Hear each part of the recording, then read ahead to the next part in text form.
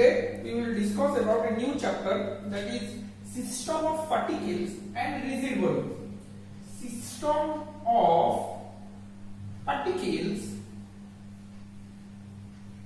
and rigid body. System of particles and rigid body. And इसको कोई और एक नाम में भी हम डिस्कशन करेंगे, इसके बारे में आगे पढ़ेंगे। तो इसका होता है क्या ना, रोटेशनल मोशन। रोटेशनल मोशन आया समझ में? तो system of particles and rigid body and of it is known as rotational motion. Yes और नो?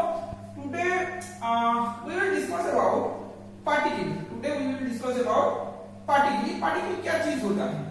कोई भी चीज को तुम पार्टिकल बोल सकते हो। कोई भी चीज को, जितना छोटा सा छोटा बंदा होगा वहां इसको हम पार्टिकल बोल सकते हैं। आगे नहीं, कोई भी एक छोटा सा मॉलिक्यूल होगा, कुछ भी होगा तो पार्टिकल बोल सकते हैं, जिसका मास होगा, जिसका मास होगा कुछ। But every particle has a definite mass. Every particle has a definite mass. A point object भी होना क्यों? ए पॉइंट ऑब्जेक्ट होना क्यों? उसका एक डेफिनाइट मास आता है, ऐसा समझ में? But it's size can be neglected. It's size can be neglected. तो डेफिनाइट मास आएगा ना, तो उसको हम बोलेंगे क्या? Particle. Whether it is a negligible of what? Negligible of size, ऐसा समझ में? तो इसका डेफिनेशन लिखो। इसका डेफिनेशन है particle is defined as, write down, particle is defined as an object. A particle is defined as an object. A particle is defined as an object which has a definite mass. Which has a definite mass. But whose size and internal structure, can be neglected. But whose size and internal structure can be neglected. ऐसा में देखो, definite मास तो होगा, मगर इसका जो size होगा और इंटरनल स्ट्रक्चर आज आपको मैं क्या बोल रहा हूं कि इसका जो है ये पॉइंट में आएगा। पॉइंट मास, कुछ भी पॉइंट ऑब्जेक्ट को, कुछ भी पॉइंट, जितना से छोटा ऑब्जेक्ट होना क्यों, उसका मास आता है, उसका मास आता है। May be its size and internal, इसका स्ट्रक्चर जो होता है वो नेग्लेक्ट हो सकता है। Size and internal structure can be neglected. आया समझ में कि नहीं? But it has a some definite mass. It has a definite mass. आया समझ में कि नहीं? हो गया पार्टिकल्स। अरे हाँ या ना? अब देखो, यहाँ पे एक पार्टिकल है, यहाँ पे एक पार्टिकल है, यहाँ पे बड़ा सा सिस्टम है, एक बड़ा सा कोई स्ट्रक्चर है, बड़ा सा कोई ऑब्जेक्ट या बड़ा सा कोई स्ट्रक्चर है। यहाँ पे क्या होता है? बहुत सारे छोटे छोटे पार्टिकल्स होते हैं। आया समझ में कि नहीं? अरे हाँ या ना? आया समझ में कि नहीं? तो बहुत सारे पार्टिकल्स होते हैं। अब क्या होता है इन दोनों यहाँ पे जितने भी पार्टिकल्स, कोई भी दो पार्टिकल के बीच में कुछ ना कुछ क्या आता है? कुछ ना कुछ म्यूचुअल इंटरैक्शन आता है। चाहे उनके बीच में कोई फोर्स आ जाता है, किसी के ऊपर क्या होता है? इंपैक्ट होता है, वेलोसिटीज होता है, एक्सीलरेशंस होते हैं, डिफरेंट कैरेक्टरिस्टिक्स ये पार्टिकल्स एक बड़ा सा ऑब्जेक्ट में पोजेस करते हैं। हाँ कि नहीं? आया समझ में कि नहीं? तो इन दोनों के बीच में, कोई भी दो पार्टिकल के बीच में जो इंटरैक्शन आता है एक बड़ा सा ऑब्जेक्ट में वो आता है। हाँ कि नहीं? ये बड़ा सा ऑब्जेक्ट को, टोटल को हम क्या बोलते हैं? कि सिस्टम ही बोलते हैं। क्या बोलते हैं? सिस्टम ही बोलते हैं। तो एक्चुअली सिस्टम होता क्या है? इस सिस्टम में क्या होता है कि बहुत सारे पार्टिकल्स होते हैं ऑब्जेक्ट में, ये जो पार्टिकल्स में इनके बीच में जो म्यूचुअल इंटरैक्शन होता है, ओके नहीं, उनके बीच में क्या होता है? म्यूचुअल इंटरैक्शंस होता है। अरे एक ही चीज देखो, अगर तुम्हारे क्लास में एक ही बंदा बैठा होगा तो ये अकेला ही बैठेगा ना, किसके साथ कुछ नहीं कर पाएगा, क्योंकि उसके साथ कोई नहीं होता। अगर वहां पे मैंने क्या किया, 30-40 बच्चे रख लिए, 30-40 बच्चे स्टूडेंट्स रख लिए, तो उनके बीच में अगर टीचर नहीं आएंगे तो तुम क्या करते हो, तुम्हें अपने बीच में बात करते हो, कोई किसी को पिटाई करता है, इसे ही करते हो ना, नहीं। तो ये भी वही है, अगर इनके पास हम इनको एक बड़ा सा ऑब्जेक्ट में रख लेते हैं, बहुत सारे पार्टिकल्स हम यहाँ पे रख लेते हैं, तो ये इसके साथ, ये इसके साथ, कोई भी किसी के साथ कुछ भी इंटरेक्शंस कर लेता है, हाँ कि नहीं। तो सिस्टम्स क्या होता है कि it is a collection of, simply अगर आप सिंपल लैंग्वेज में इसे बोले तो it is a collection of large number of particles, it is a collection of large number of particles. आया समझ में? अरे हाँ या ना? अब लिखेंगे इसका डेफिनेशन। अच्छा ठीक है, लिखो। अच्छा देखो सुनो, तुम होते हो, तुम अकेला बैठे हो तो तुम होते हो एक पार्टिकल्स, और बहुत सारे बच्चे बैठे हैं, सब अपने अपने जगह में पार्टिकल्स हैं। अगर पूरा क्लासरूम को हमने कंसीडर कर लिए, पूरा क्लासरूम को हमने कंसीडर कर लिया, तो उसको हम बोलते हैं एक सिस्टम। उसको हम क्या बोलते हैं? एक सिस्टम। आ रहा है समझ में, या फिर कोई डाउट है तुम्हारे बीच में? अच्छा ठीक, अब लिखेंगे सिस्टम क्या होता है, लिखो। System is a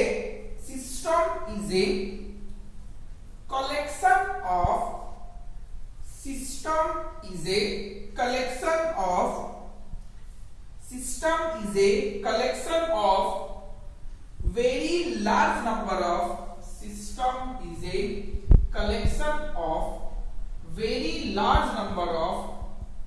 particles. System is a collection of very large number of particles which mutually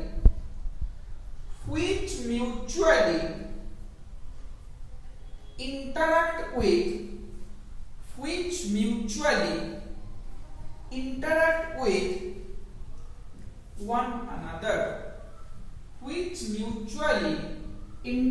with one another, आ गया समझ में ना? सिस्टम के डेफिनेशन में किसका कोई डाउट है?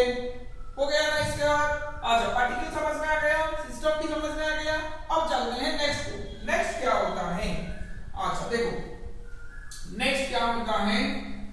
नेक्स्ट होता है, हम लिखेंगे रिजिड बॉडी। ये रिजिड बॉडी होता क्या है? देखो, अच्छा रिजिड बॉडी का मतलब क्या है? तुम्हारे दिमाग में पहला चीज आ रहा होगा कि रिजिड बॉडी का मतलब है बहुत ही हार्ड टाइप बॉडी है, हार्ड टाइप, क्या ठीक है, हार्ड टाइप बॉडी है। मगर उसके साथ क्या होता है, देखो अगर यहाँ पे मैंने क्या ऐसा कोई ऑब्जेक्ट ले लिया, कोई भी ऑब्जेक्ट किसी भी सेल का मैंने ले लिया, यहाँ पे मैंने क्या किया, दो पार्टिकल को कंसीडर किया। आ रहा है समझ में कि नहीं? दो पार्टिकल को ले, यहाँ पे मैंने इधर फोर्स डाला, इधर फोर्स, कोई भी डायरेक्शन से मैंने इसको फिर फोर्स डाला, हाँ कि नहीं? Let us consider an object and consider two particles of that, any two particles of that system. अब क्या होता है? Whatever may be the force applied on the body, अच्छी तरह से डायग्राम को देखो। Whatever may be the force applied on the body, इनके बीच में जो डिस्टेंस है, दो पार्टिकल के बीच में जो डिस्टेंस होता है, कुछ फोर्स पाने के बाद आइदर ये मूव करेगा, पार्टिकल मूव करेगा, या मान के चलिए इधर पार्टिकल इस तरह का यहाँ पे आ गया, तो ये जो दो पार्टिकल है इनके बीच का डिस्टेंस सेम ही रहेगा। ये दो पार्टिकल के बीच का डिस्टेंस कभी भी चेंज नहीं होगा। मान के चल कि इस पार्टिकल का नाम देते हैं हम x, इस पार्टिकल का नाम देते हैं हम y, यहाँ पे भी ये x और ये y है, और इनके बीच में जो डिस्टेंस r है, उनके इन दोनों पार्टिकल के बीच में भी वही डिस्टेंस r आएगा। इसका डिस्टेंस में कोई चेंजेस नहीं आएगा, आ रहा है समझ में ना? इसमें किसी का डाउट है? रिजिड बॉडी क्या होता है? रिजिड बॉडी होता है कि एक ऑब्जेक्ट, एक बॉडी में बहुत सारे पार्टिकल्स होंगे, हाँ कि नहीं? इस पे कोई थोड़ी ना एक ही दो पार्टिकल होगा, यहाँ पे कहीं भी पार्टिकल होंगे। इन्हीं टू पार्टिकल्स के बीच में कोई भी डिस्टेंस हो, फोर्स अप्लाई करने के बाद वो चेंज नहीं होगा। आ रहा है समझ में क्या बोल रहा हूँ? Distance between the two particles does not change. Distance between the two particles does not change. आ रहा है समझ में? अरे हाँ या ना? समझ में आ गया ना? कहीं पे भी तुम कितने भी फोर्स डाल दो, ये दो पार्टिकल के बीच का डिस्टेंस कभी भी चेंज नहीं होगा। तो हम वो बॉडी को और वो बॉडी को क्या बोलेंगे कि रिजिड बॉडी। वो क्या होता है कि ना रिजिड बॉडी होता है। आ रहा है समझ में ना? तो डेफिनेशन लिखो the body in which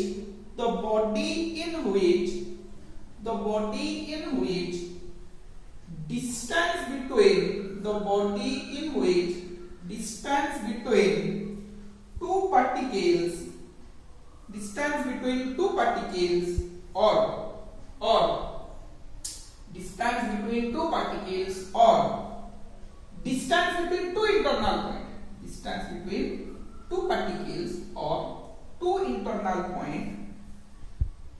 two internal point does not change. The distance between two particles or two internal point does not change at any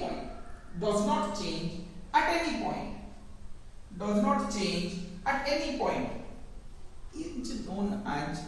Is known as does not change at any point is known as rigid body. Does not change at any point is known as rigid body.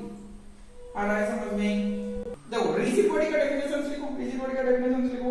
Write down the body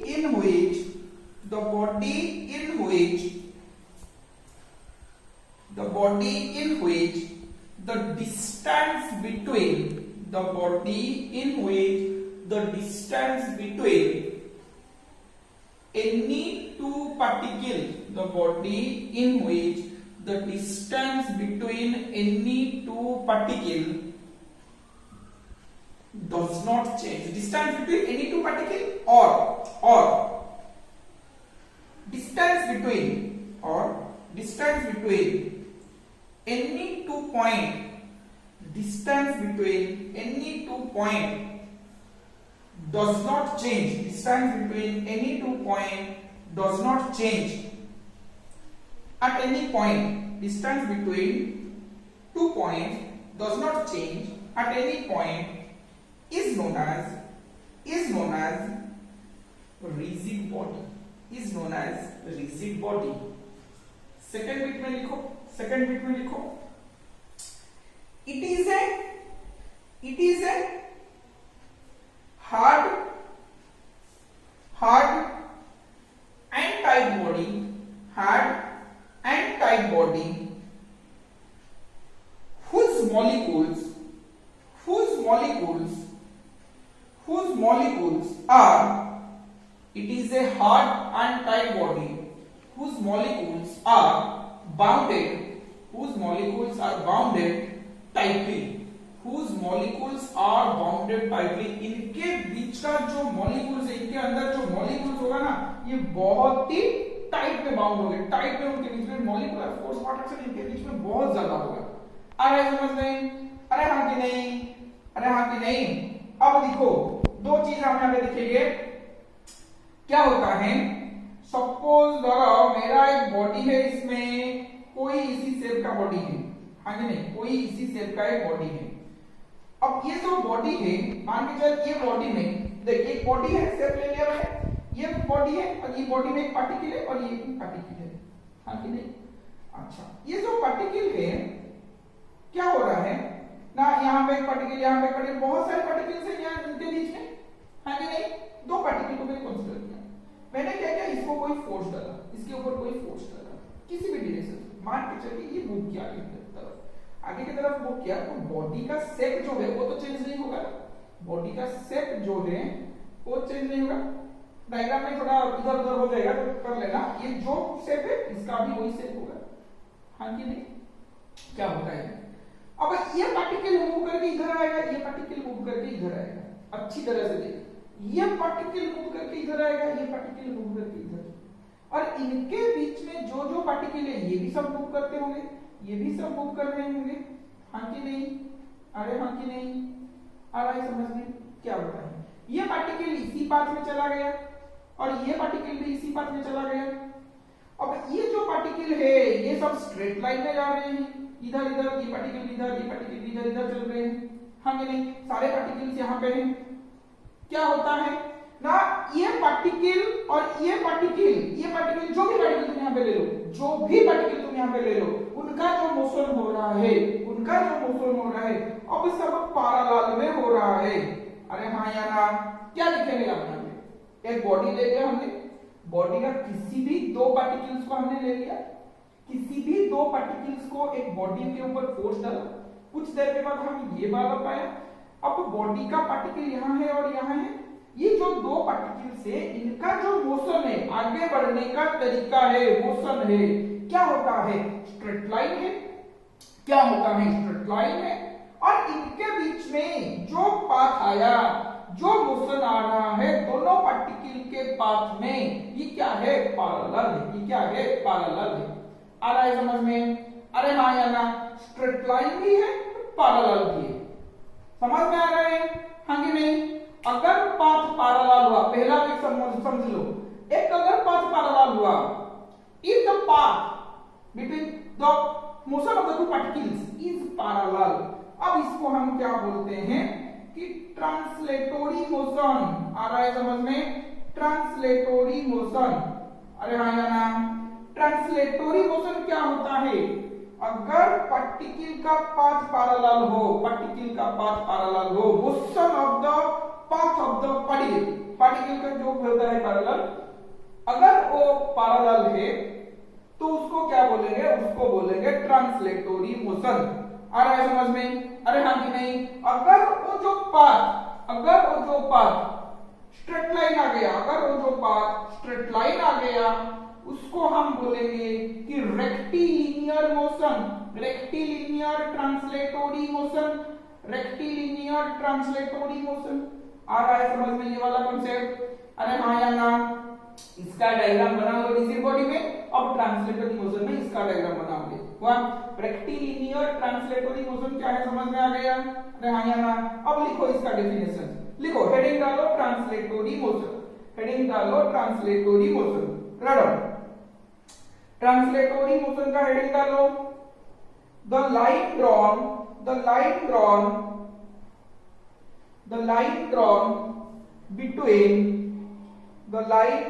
between any two internal point, the line drawn, अच्छा if the लिख लो, if the line drawn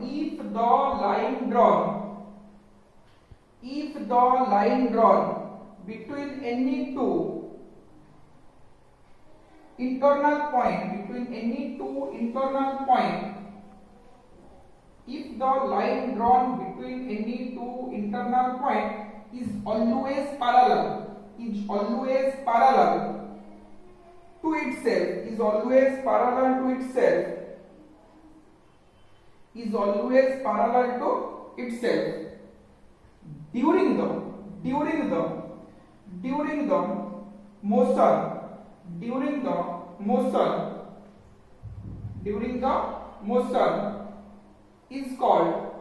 during the motion is called translatory motion. During the motion is called translatory motion. आया समझ में कि नहीं? Diagram बना लो, खुद से डायग्राम बना लो, कोई भी डायग्राम बना के सेव करके मोशन दिखा दो। हो गया ना? अब देखते चलते हैं नेक्स्ट लाइन को। नेक्स्ट बिट में लिखो if the path of the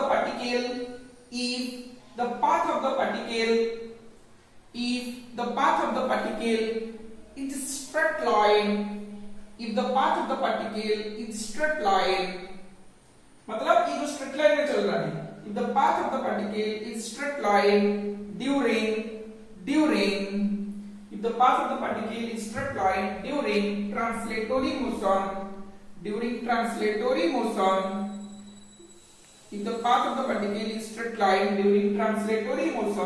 it is called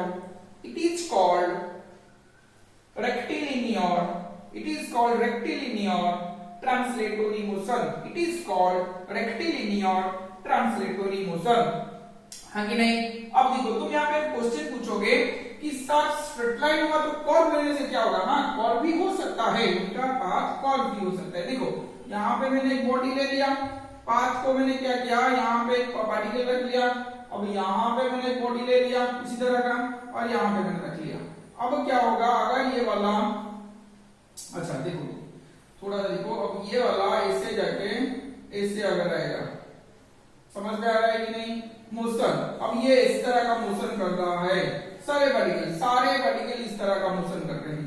देखो यहाँ पे जो पार्टिकल है ये इसी तरह पास में जा रहे हैं, ये ए पॉइंट, ये बी पॉइंट, ये ए पॉइंट, ये बी पॉइंट, इनका जो मोशन है ये इस तरह का हो रहा है, इस तरह का। किंतु एक चीज देखो, अब ये पॉइंट को ये पॉइंट जितना है, ये पॉइंट को ये पॉइंट भी उतना ही आगे ले लेगा, अब ये को ये भी उतना ही आगे लेगा। सारे पार्टिकल पैरेलल में जा रहे हैं, देखो जहां पे भी कर्व होगा उतना ही कर्व होगा, सारे पार्टिकल पैरेलल में जा रहे हैं, पाथ उनका पैरेलल है, मोशन जो है वो पैरेलल होता है।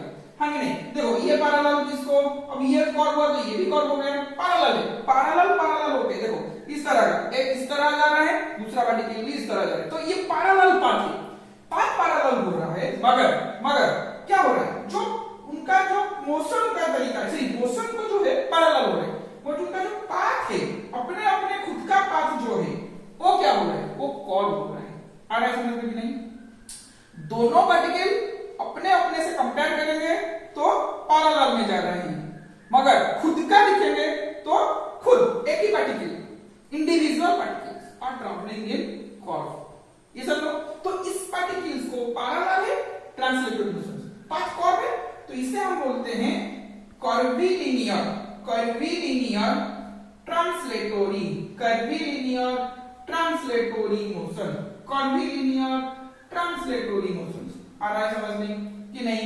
कर्वीलिनियर ट्रांसलेटरी मोशन लिखेंगे, इसका डेफिनेशन डायग्राम बना लो, डेफिनेशन लिखो, write down definition, write down.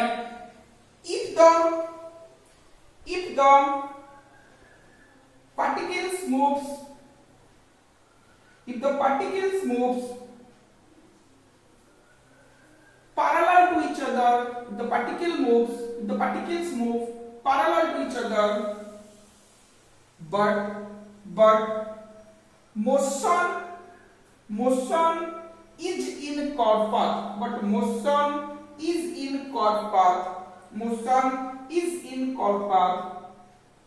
is known as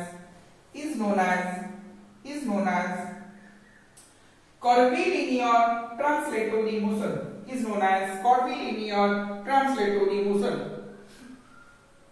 आया समझ में? अरे हाँ या ना? आ गया समझ में? नहीं इसमें किसका डाउट है? लास्ट चीज देख लो यहाँ पे, रोटेशनल मोशन क्या होता है? रोटेशनल मोशन क्या होता है? मान के चल कि यहाँ पे बॉडी मैंने इस तरह रख लिया है, कोई भी चीज बॉडी रख लिया है, इसका पॉइंट ए है, इसका पॉइंट बी है, मैंने क्या किया, ये पॉइंट को फिक्स बना लिया, फिक्स पाइवोट करके फिक्स कर लिया, यहाँ पे कोई एक इस तरह का स्टिक लगा लिया, तो ये पार्टिकल जो है, ये पॉइंट जो है अभी मूव नहीं करेगा, फिक्स कर लिया है मैंने। अब मैंने क्या किया, बॉडी को रोटेट किया, सोच लो ये बॉडी है, इसमें फिक्स कर लिया मैंने, अब ये पार्टिकल को रोटेट किया, ये जो पार्टिकल है यहाँ पे जो पार्टिकल है ये रोटेट करेगा, समझ लो, मगर ये जो पार्टिकल है इसका पोजीशन चेंज नहीं होगा, यहाँ पे जो पार्टिकल है ये इधर घूमेगा, सर्कुलर मोशन में मैंने ले लिया, यहाँ का जो है इधर AC, यहाँ का जो है इधर X मान लो, चेंज हो जाएगा, तो कुछ देर के बाद पार्टिकल भी इधर आ जाएगा, पार्टिकल से इधर, पार्टिकल X इधर, किंतु X यहीं पे रहेगा। तो इसका जो डायग्राम बनेगा, देखो इसका जो डायग्राम बनेगा कैसे बनेगा, इसका जो डायग्राम बनेगा इस तरह का बनेगा, डॉटेड लाइन को देख लो, इस तरह का डायग्राम बनेगा। अरे टोटल सेम चेंज हो जाएगा, मगर ए का बंदा है, ए जो है वो वहीं पे ही रहेगा। तो इसका मतलब क्या हुआ, इसका मतलब ये हुआ सारे पार्टिकल्स सर्कुलर मोशन में मूव कर रहे हैं, मगर वहां पे एक ही पार्टिकल है वो फिक्स है, वो कभी नहीं मूव करेगा। आ रहा है समझ में? उस के, उसको एक एक्सिस बना के, लाइन बना के उसके चारों तरफ और पार्टिकल्स, जो और सारे पार्टिकल्स हैं वो घूम रहे हैं, वो घूम रहे हैं। आ रहा है समझ में? इसको हम क्या बोलते हैं? इसको हम ये बंदा बोलते हैं रोटेशनल मोशन। इसको हम क्या बोलते हैं? Rotational motion. यहाँ पे फिक्स्ड एक्सिस, पैरेलल एक्सिस होता है, हाँ कि नहीं? जिस एक्सिस के चारों तरफ पार्टिकल्स घूम रहे हैं। आया समझ में? अरे हाँ कि नहीं? रोटेशनल मोशन, सारे पार्टिकल्स सर्कुलर मोशन में जा रहे हैं, एक बंदा है जो वहां पे खुद चुपचाप बैठा है। आया समझ में? हाँ कि नहीं? वो कोई नहीं घूमेगा, उसको सेंटर बना के, उसको एक्सिस बना के और पार्टिकल्स घूम रहे हैं, हाँ कि नहीं? अब लिखो इसका डेफिनेशन, रोटेशनल मोशन का डेफिनेशन लिखो। Write down. A body is said to possess, a body is said to possess rotational motion. A body is said to possess rotational motion if all its particles, if all its particles, if all its particles move along a circular motion, if all its particles move along a circular motion in parallel planes, moves in circular motion in parallel planes, that means the particles move in a circular motion, the particles move in a circular motion about a fixed axis,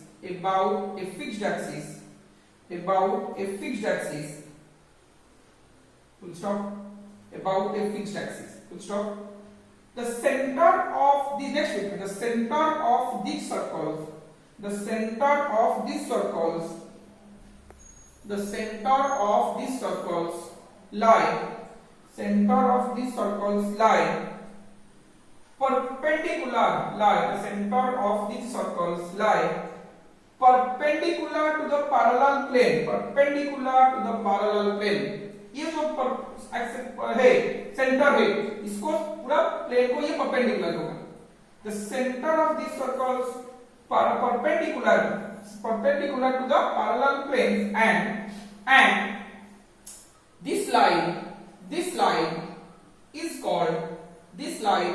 called axis of rotation. This line is called axis of rotation. आ रहा है समझ में? अरे हाँ कि नहीं? This line is called axis of rotation. समझ में? आज के लिए बस इतना ही था. कोई डाउट है तो कमेंट कर लेना.